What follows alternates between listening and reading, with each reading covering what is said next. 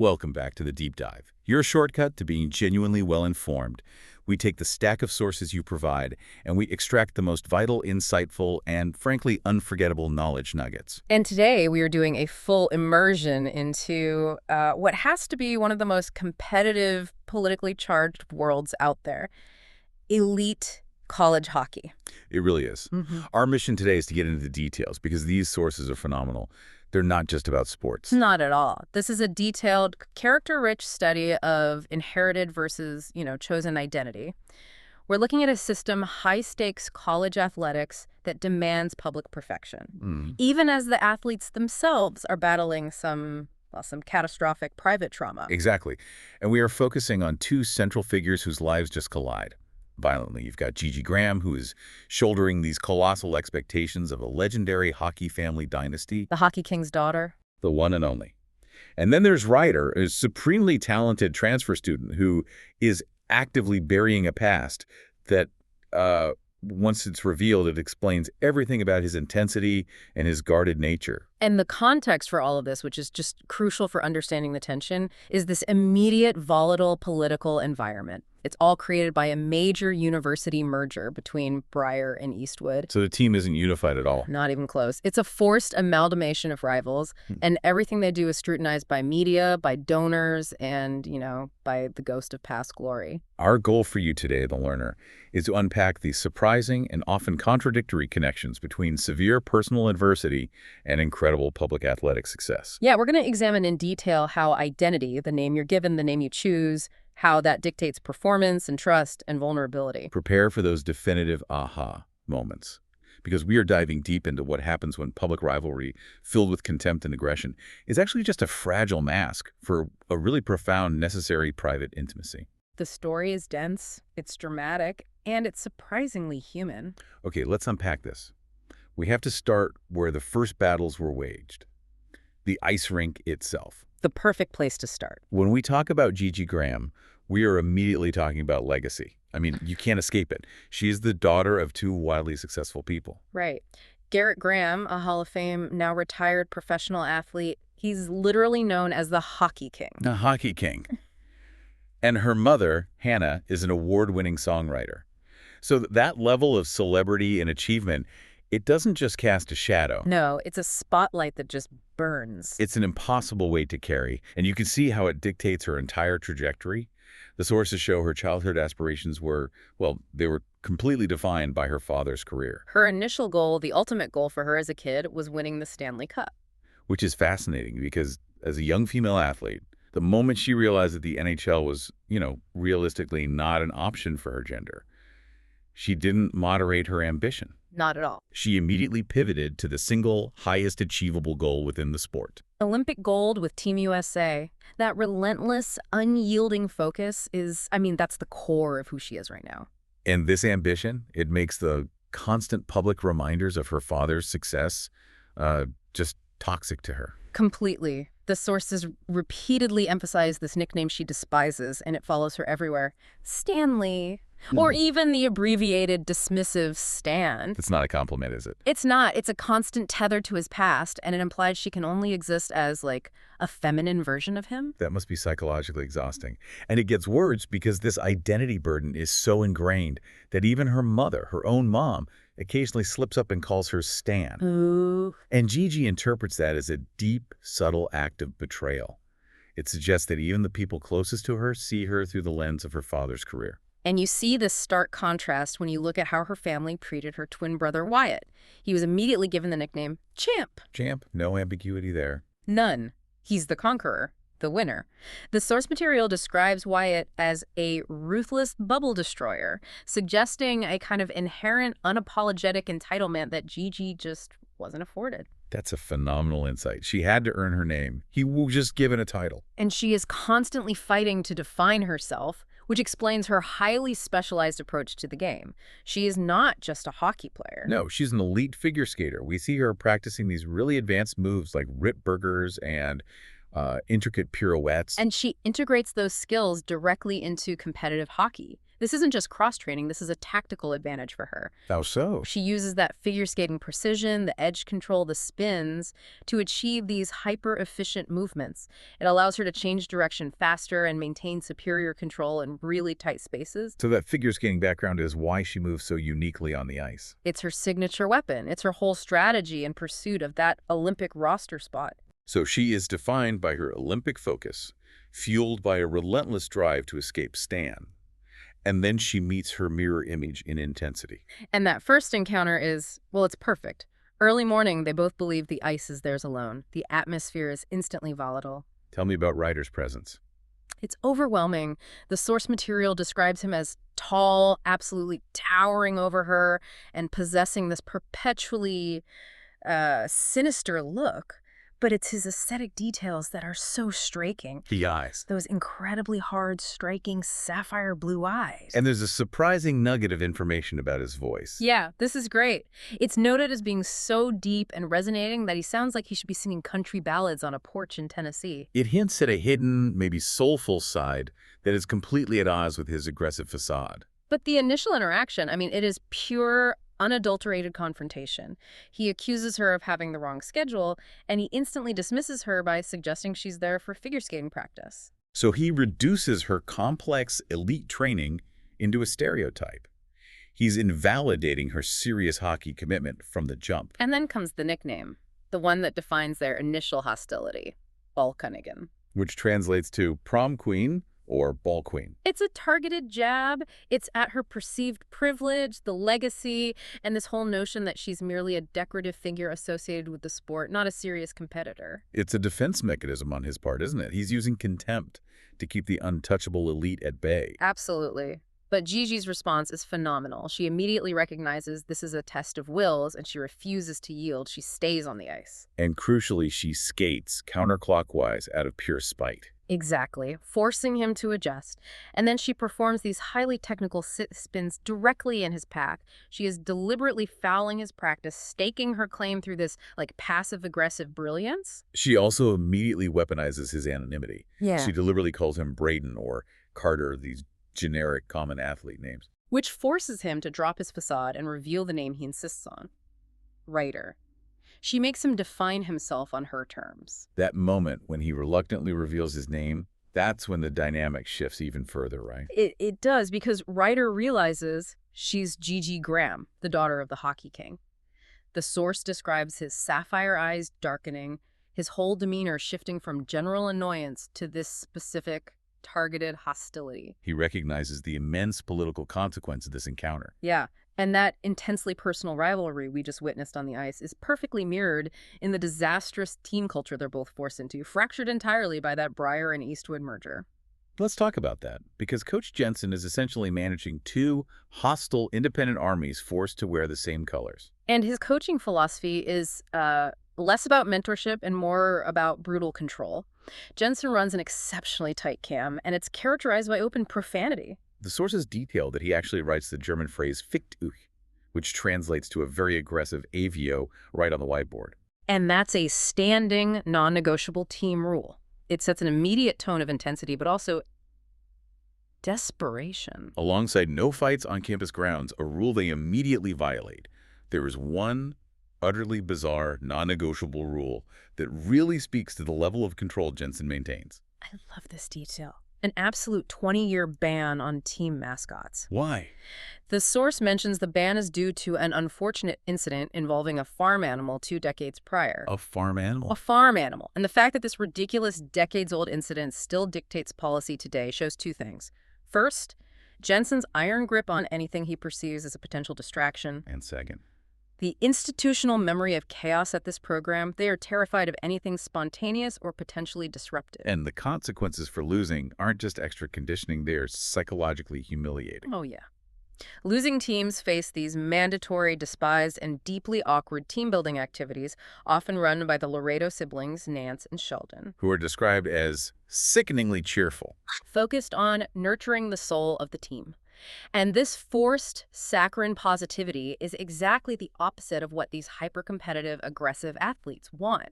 It's designed to be punitive through forced emotional vulnerability. which, for guarded individuals like Ryder, is a fate worse than death. Exactly. And the political tension immediately exploded over leadership. The combined roster had to choose between the two established stars, Case Coulson, the former Briar captain, and Luke Ryder, the former Eastwood leader. And the players themselves ended up voting for co-captains, Coulson and Ryder. Which wasn't a vote for cohesion, it was a political act of division. Both former factions wanted to showcase their dominance. It was our best against their best. A structural choice that guaranteed instability. Completely. And Ryder, predictably, despises this position. He's already closed off. He hates external scrutiny. He calls the team, quite accurately, a gigantic mess, and admits he was forced into the co-captain role. And he immediately faces conflict, like the moment Rand and Traeger nearly come to blows right there during practice. It forces him into a leadership role he neither wants nor is emotionally equipped for. And that escalating internal conflict quickly spilled over, becoming a full-blown public relations disaster. After the campus brawl between Rand and Traeger, the university had to bring in the heavy artillery, PR specialist Christy Delmont. who mandates total, immediate compliance. Her goal isn't to fix the team's culture. It's to reassure crucial financial stakeholders, the sponsors, the major donors, specifically mentioning Lisa Wickler's influential family, that the university merger hasn't resulted in total anarchy. So what's her strategy? Her mandated strategy is described in vivid detail. Delmont demands absolutely flattering and effusive ass-kissing in all public interviews. It's pure, calculated damage control, focusing entirely on surface appearances. And this includes forced public appearances, designed to project an image of unity. And this is the political mechanism that forces Gigi and Ryder into a public alliance. Due to their status co-captain and the most recognizable figure skater hockey player, they are assigned to represent their respective programs at a high-profile, mandatory Boston charity gala. So the toxic team environment is literally the reason they have to stand next to each other in a tuxedo and a dress. It's crucial context. They are brought together not by choice, but by the pressure cooker of university politics.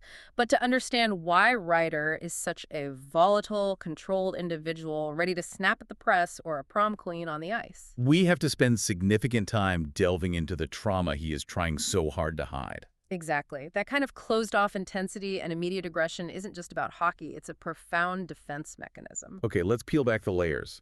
Let's understand why media pressure and vulnerability affect him so deeply. The first, most immediate sign of Ryder's trauma is his absolute rejection of his given name. He refuses to be called Luke. He demands everyone use Ryder, which is his mother's maiden name. And the reason? It's just devastatingly simple. Luke belonged to his father. The source material is brutally explicit here. His father, also named Luke, murdered Ryder's mother via a gunshot to the head when Ryder was a child. So the name Luke. It represents trauma, violence, the origin of all his suffering. He associates it with his shitty origins and just refuses to carry that inheritance. And this isn't ancient history for him. It's an active problem. It is. The sources reveal that his father is currently seeking parole in Maricopa County, Arizona. This past is actively intruding on his present.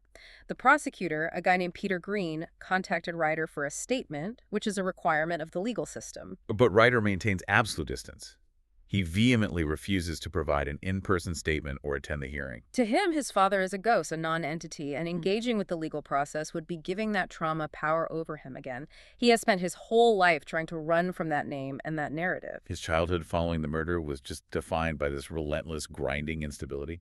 Completely. He grew up entirely within the foster care system, moving constantly from placement to placement, never establishing roots or feeling secure.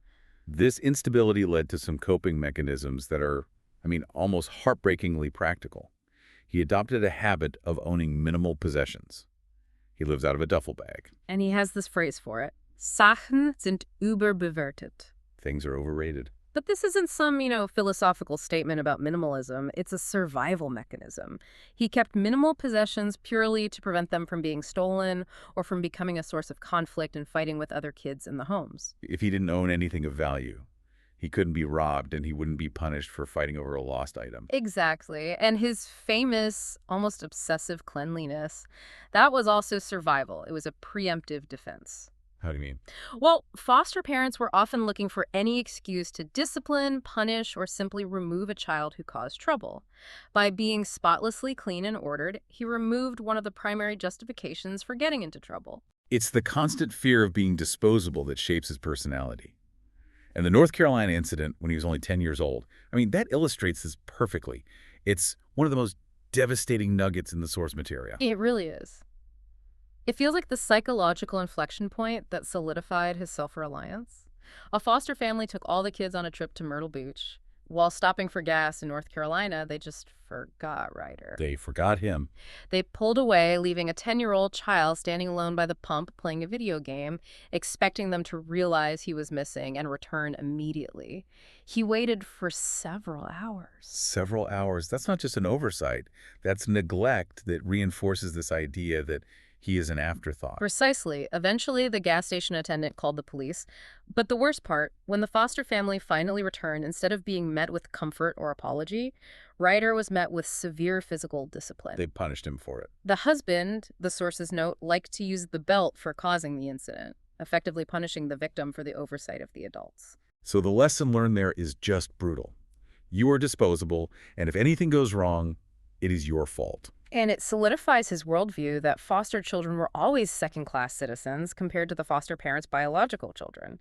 They were expendable, liabilities, and always liable for punishment. Which explains so much about why he has zero tolerance for people he perceives as soft or privileged. Like Balconic and Gigi Graham. The only potential positive influence during this chaos was his older half-brother, Owen McKay, who is a famous professional hockey player. Owen was Ryder's only strong support system. However, and this is a huge however, Owen's father, Russ, refused to take Ryder in after the murder.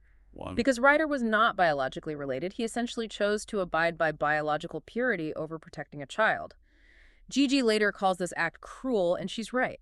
That refusal forced Ryder completely alone into the instability of the foster care system. And it cemented his need to be entirely self-sufficient.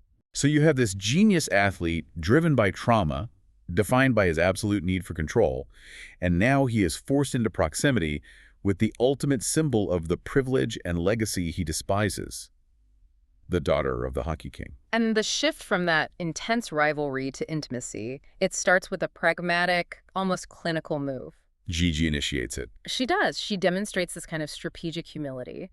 Despite the Balconigan insult, she recognized his intensity and approaches him for advice. She's desperate to hone her specific skills for the highly competitive Team USA evaluation process. And Ryder, ever the tactical mind, gives her specific high-level technical advice. This isn't general mentorship. No, it focuses on mastering puck control in extremely tight spaces, specifically behind the opponent's net. And what's fascinating here is the why of that advice. Right. Puck control behind the net is technically difficult because you have minimal visibility, but it's a highly effective, high-reward strategy.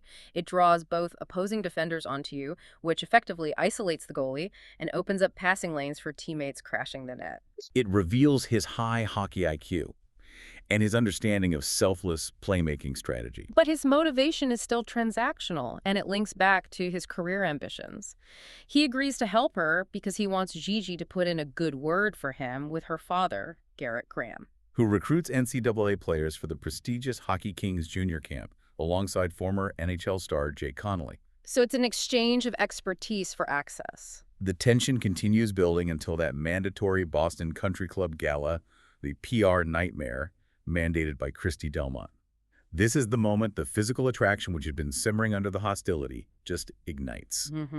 Ryder, using Gigi as an excuse, grabs her hand and pulls her away from a persistent group of donors, specifically mentioning a Mrs. Yarden, and they escape into a curtained, dark area behind the stage. And that moment in those close quarters is defining. The physical tension is overwhelming. Ryder, maintaining that dangerous charge dynamic, he probes her. He asks her in this low, husky voice if she feels in danger. It's a flirtation that acknowledges his volatility.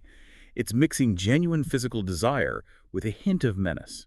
He's testing her boundaries while being utterly transparent about his own intensity. And then comes the hilariously unconventional date. He shows up with daisies. Daisies. Not roses, not anything romantic. Daisies, which he explicitly identifies as a peace offering, making sure to clarify that they don't convey wrong ideas or romantic intent. And his excuse for the outing is just bizarre. It's the best. He offers up this deadpan explanation that they're celebrating International Eat an Apple Day. It's his dark, unexpected, anti-romantic humor. It signals that he's interested, but only on his own strange terms. That is a phenomenal character nugget. It shows that beneath the aggression there is a wry, if unconventional, sense of humor. And they end up going to the botanical gardens, the Arboretum, a place far removed from the structure and expectation of college life. It's a deliberate choice of location. It's where Gigi can genuinely relax, focusing on nature and butterflies. And in this unexpected setting, they share the most mundane, foundational details about themselves. Favorite color green for her, black for him. Favorite sounds, rain for her. A puck hitting the boards for him. This outing serves as an unusual, necessary form of connection, built on shared, minor intimacy, far removed from the public identity of Balkinnigan and co-captain. And the sources make it clear that the physical connection accelerated much faster than the emotional one. Gigi's friend Maya provides the perfect summary of the situation. She observes Gigi's highly predictable horniness cycle and that she just, quote, needs sex. The relationship instantly escalated into these incredibly intense, long periods of sex, like 4 hours straight, often foregoing food just for immediate physical gratification. The sheer length and focus established a powerful physical and energetic connection that preceded any real emotional honesty. It was a release for both of them, a controlled form of chaos that matched their intensity. And this level of genuine interaction is noted as profoundly unusual for Ryder. He is generally so reserved and closed off. But he finds himself wanting to listen to Gigi, wanting to ask her questions, wanting to know about her life. This behavior, which he recognizes as atypical for his guarded nature, it signals the seriousness of the shift in his vulnerability. However, their secret alliance is catastrophically compromised in a moment of pure, farcical college hockey chaos. This scene is amazing. Gigi walks into Ryder's bathroom and finds Will Larson fully clothed, sitting miserably in Ryder's bathtub. Wait, Will Larson, the former Briar player, why is he in the bathtub, fully clothed? He was hiding there. He was covering up his own equally secret alliance, a friendship with Beckett Dunn, an Eastwood player. It's the ultimate visual gag about the team's fractured state players can't even be seen talking to members of the other faction. Exactly, and the exposure of one secret alliance immediately forces the revelation of another. Will, realizing Gigi has caught him in an absurd, compromising position, demands she reveal her secret first. And Gigi, she just blurts it out, that she's having intense, secretive sex with Ryder. All of their strategic plotting just collapses in a moment of shared, ridiculous vulnerability. But the final, necessary stage of trust, that had to wait until Ryder was ready, even after the physical intimacy and the shared laughter of the bathtub incident, he still hadn't revealed the source of his profound trauma. That moment arrives when he is finally forced to confront his past. He reveals the entire horrific truth about his father murdering his mother. And that is the ultimate act of surrender for Ryder. He's confirming that his deepest, most guarded fear is not injury or losing, but vulnerability and exposure. By letting her see the source of his pain, he finally lets go of his Luke identity and trusts Gigi completely with Ryder. And as their relationship deepens privately, the external pressure on the ice intensifies, especially for Gigi, whose entire professional identity has been built on this singular goal of Olympic gold. She is intensely focused on making the Team USA roster. The assistant coach, Al Dustin, confirms that she is one of the top candidates, which elevates her hopes and the stakes to an almost unbearable degree. Her entire purpose feels tied to this one decision. But the sources deliver the devastating news through the one person who should be her ally, head coach Brad Fairley. And Fairley is, ironically, the father of Emma, an old family friend whom Gigi now actively dislikes due to a past social betrayal. This familial connection makes the rejection even more personal. So Fairley delivers the crushing blow. He does. The roster is full and she has been rejected. He concedes that she is unequivocally one of the best players in the country, but they only selected 2 college women and she just didn't make the cut. This rejection is catastrophic for Gigi. She has spent her entire life working toward this single defining goal, a goal chosen specifically to step out of her father's shadow. And now that goal is dismissed. It leads her to feel an existential sense of failure at her life's purpose. And here is where Ryder's unique, non-toxic support mechanism proves so essential. Anyone else would offer false platitudes, "Oh, you'll make it next time." But Ryder understands her better than that. He offers gentle, almost brutal honesty. He acknowledges the crushing reality. Maybe you never will. Wow. He lets the failure sink in, but then he immediately pivots to validate her existing, undeniable worth. He reminds her that Fairley himself validated her as one of the best female college players. He's emphasizing that her skill, her value, her identity, they are not solely dependent on the external accolade of a Team USA jersey. Exactly. That approach, acknowledging the grief while validating the effort, is a huge part of why she trusts him. It's validation that she doesn't need to be Stanley Graham's daughter or an Olympian to be the best. Meanwhile, Ryder is still dealing with his own public reputation crisis. He's constantly scrutinized for this bad boy image. Which all stems from the notorious incident where he broke the jaw of a former Arizona teammate, Klein, right after winning the World Juniors. And this uncontrollable aggressor narrative has tangible career impacts. His draft status is officially impacted. Dallas GM Julio Vega reaches out specifically to express concern about the media circus surrounding him, even though they still want him. The narrative in the press is that he assaulted a teammate without justification, painting him as a liability. It's a lie that threatens his entire professional future. But the truth is finally revealed, dramatically, during a press conference. A venue usually used for damage control becomes the site of Ryder's vindication. And it's his co-captain, Coulson, the rival from the Breyer faction, who steps up. Coulson forces the issue. He asks Klein directly what he said to Ryder in the locker room to provoke the attack. And Ryder reveals the horrific provocation. Klein verbally attacked his dead mother, accusing her of being a slut who couldn't keep her legs shut. It's the ultimate violation of Ryder's trauma. He protected his mother's memory violently. And Ryder, now freed from the need to hide, publicly asserts that he does not regret breaking Klein's jaw. And that vulnerability, the honesty, and the moral clarity of the situation, it turns the tide completely. This act of fierce loyalty and public support from Coulson, a former rival, and the subsequent rally of the rest of the team leads to a dramatic improvement in morale. And genuine cohesion. They realized the rivalry was secondary to their shared values. This cohesion wasn't accidental, though. It had been inadvertently paved by those hated team-building exercises, which, though despised, forced them to acknowledge the communication gaps and personality clashes between the former Breyer and Eastwood players.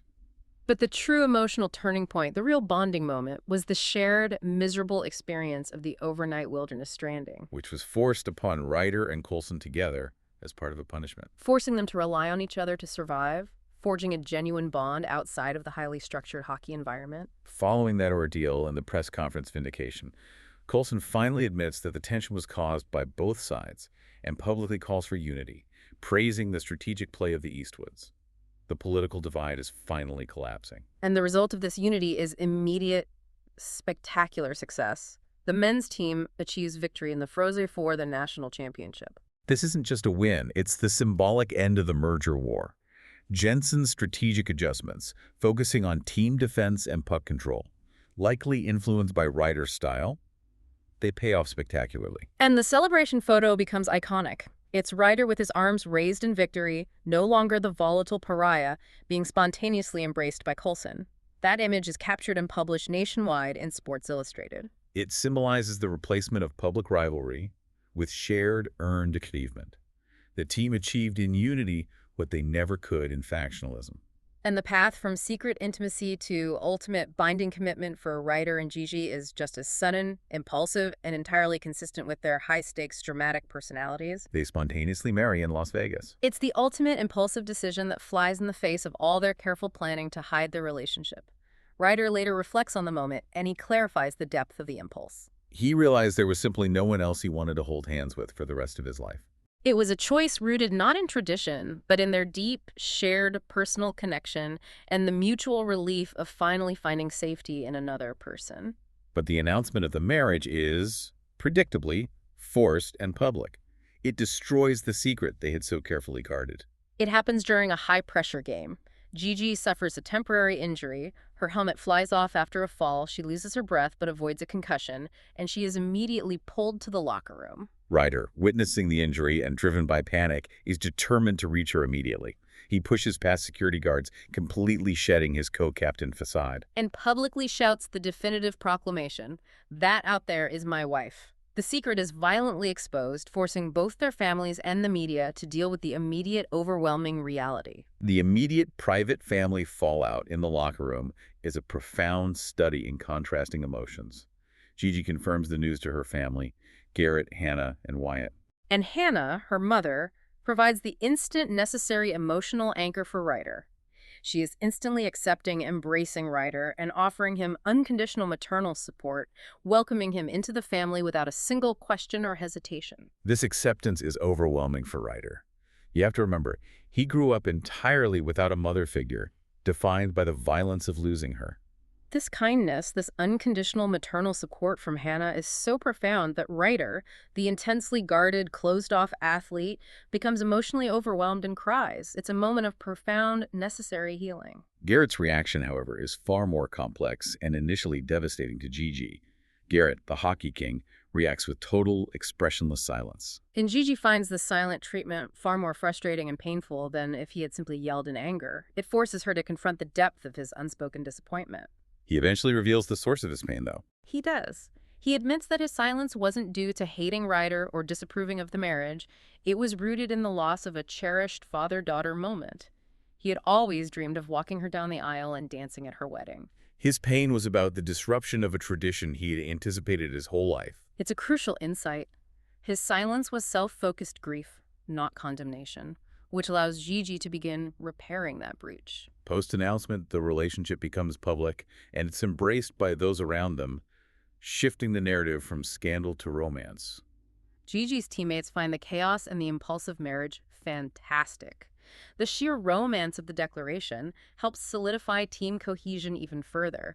They're dealing with a public love story that resulted from the very system that tried to crush them. And Ryder continues to integrate seamlessly into the Graham family structure. Hannah and Ryder become practically best friends, sharing a bond built on trust and her maternal instincts. Right, and Ryder and Wyatt also develop an easy camaraderie and establish nicknames, finally giving Ryder a sense of genuine, stabilizing family belonging. Furthermore, encouraged and supported by Gigi, Ryder secures a major professional win that aligns perfectly with his skills and the new family context. He gets the prestigious Hockey Kings trainer position, working directly with his idol Garrett Graham and Jake Connolly.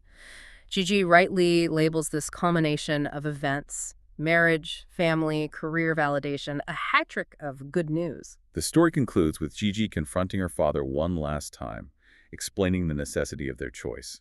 She admits she loves Ryder deeply, recognizing him as the one. And she asserts that she is willing to build a life with him despite the inevitable imperfections and chaos that come with marriage and their public profiles. Ryder confirms his commitment in the most definitive way, stating, "Until the day I die."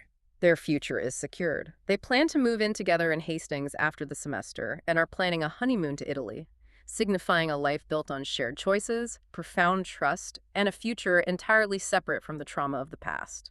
This has been a masterful journey into how personal pain and public life intertwine. We've gone from hostile encounters on the ice to a spontaneous Vegas marriage, guided by the immense emotional pressure placed upon elite athletes. We've tracked Gigi's incredible journey to self-determination. She successfully moved beyond the expectations and intimidation of her father's shadow and navigated the crushing disappointment of the Olympic rejection. Her ultimate validation wasn't found in a medal or a title, was it? Not at all. It was in the highly personal, unconventional, and deeply committed success she found with Ryder. And for Ryder, the transformation is nothing short of monumental. He went from a closed-off, intensely guarded child defined by parental trauma, abandonment, and the legacy of a killer father, to a publicly committed co-captain and husband. He learned through Gigi that vulnerability is not a weakness that will lead to punishment, but the essential bedrock of a profound, enduring connection. The core thematic takeaway from all these sources is the triumph of chosen identity over the imposed narrative. Both characters fought tooth and nail against the tags they were given, Gigi rejecting Stan, Ryder rejecting Luke, in favor of their authentic, chosen selves. And that embrace of authenticity, both individually and as a couple, was the key to unlocking their success on and off the ice. So as we leave this complex world of high-stakes college hockey and public scrutiny, here is our final provocative thought for you to consider. The characters invested months in maintaining absolute secrecy, driven by Ryder's volatile reputation and the impact on his draft status. Given the intensity of the public and media gaze on college athletes, and the fragility of Ryder's professional future, should they have kept their relationship a secret for longer, prioritizing his career stability over their emotional needs? Or, conversely, did that immediate, drastic, and arguably reckless act of spontaneous Vegas marriage and the inevitable public exposure it caused provide the shockwave necessary to force them and their respective families and teams to commit fully and confront their issues in a way a typical, protracted, and secretive college relationship never could have achieved? Something to mull over as you dive deeper into your own learning. That's it for this deep dive. Thank you for joining us, and we look forward to the next stack of sources you send our way.